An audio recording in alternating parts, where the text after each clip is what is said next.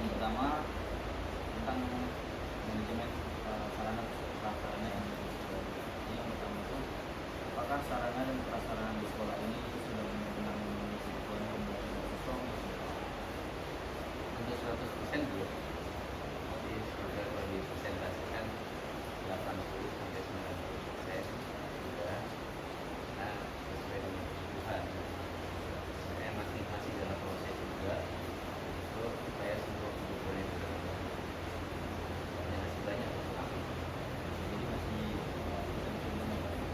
Ya, 80 di bawah belum sampai 100% itu masih.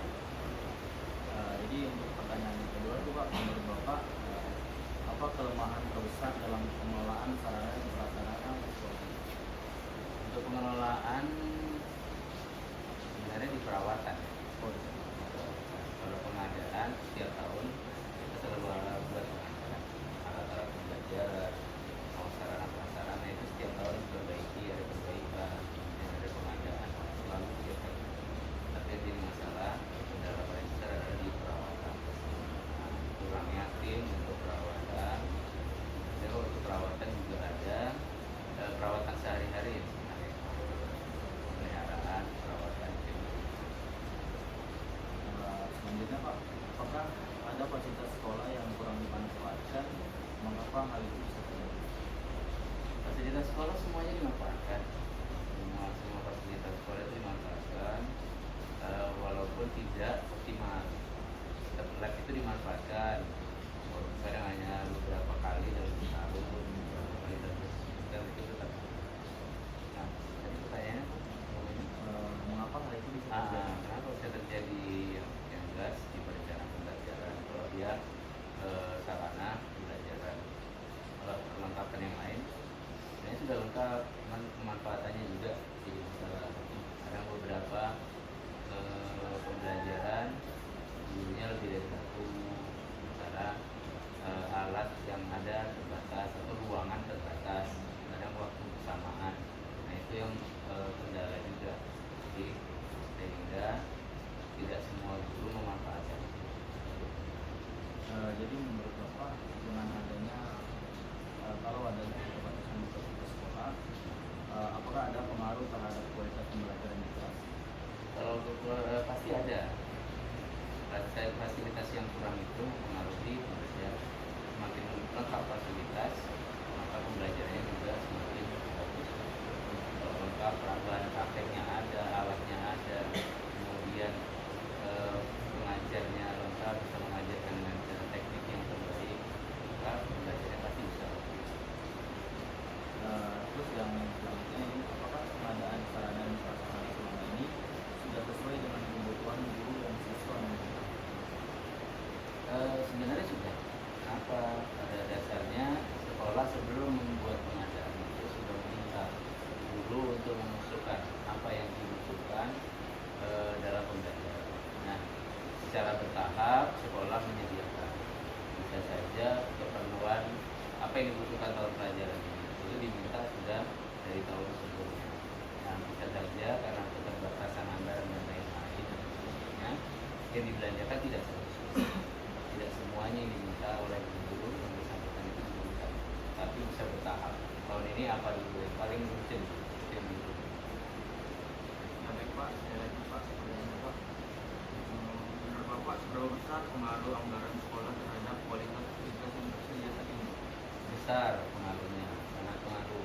Anggaran yang memadai itu bisa meningkatkan pembelajaran. Fasilitas, karena fasilitas itu tidak mungkin dibuat tanpa ada anggaran. Ini anggaran yang memadai, yang mencukupi, bahkan berlebih itu bisa meningkatkan fasilitas pembelajaran. Secara otomatis juga bisa meningkatkan kualitas pembelajaran. Baik Pak, menurut Bapak apakah pernah terjadi ketidaksesuaian antara fasilitas yang dibeli dengan kebutuhan pembelajaran? Fasilitas yang dibeli dengan kebutuhan pembelajaran.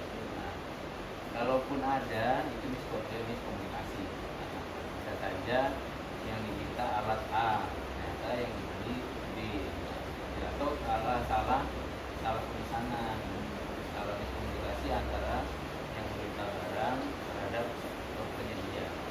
Kalau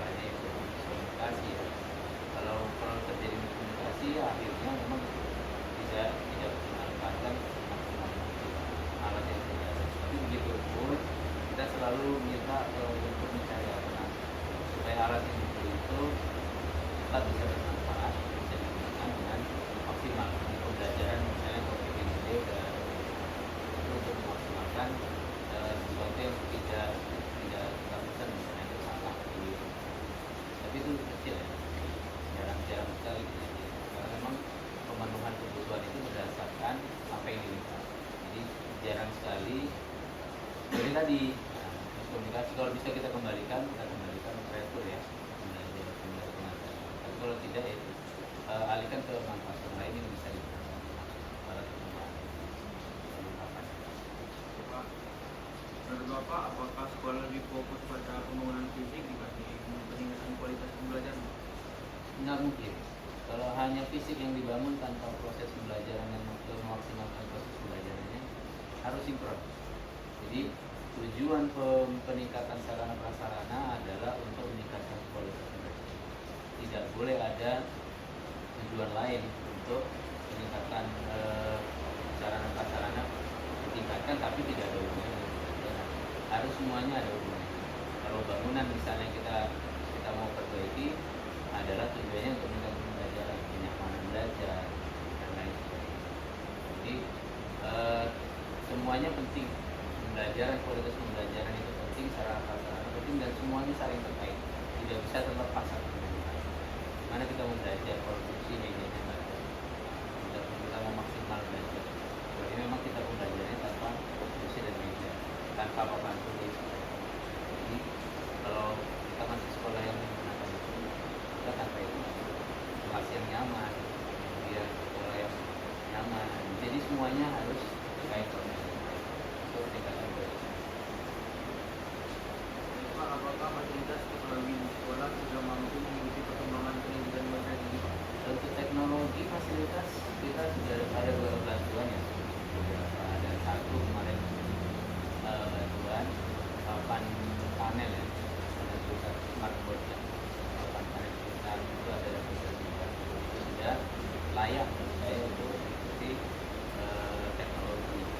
Kemudian yang selain itu kita sudah siapkan setiap ruang kelas itu ada wifi. Penggunaannya kita masih belum maksimal. Memang wifi yang diberikan itu dibatasi hanya untuk Google. Untuk yang lainnya tidak dibatasi, tidak diberikan kecuali ada permintaan akses oleh guru. Jadi siswa bisa membuka sosmed dan lain sebagainya ketika guru sudah minta izin untuk menggunakan. Dan dengan internet itu. Jadi untuk mendukung teknologi sekolah kita sudah mungkin hanya sebatas penyedia sarana prasarananya ya. Misalnya untuk robotik, untuk AI, dan itu AI sendiri kita